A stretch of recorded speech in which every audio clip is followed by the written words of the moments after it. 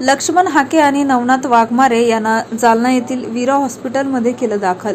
दोघांवरही काही दिवस केले जाणार उपचार।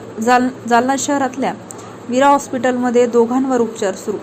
वडीगोद्री येथील उपोषणकर्ते लक्ष्मण हाके आणि नवनाथ वाघमारे यांना जालना येथील वीरा हॉस्पिटलमध्ये उपचाराकरिता दाखल करण्यात आलाय।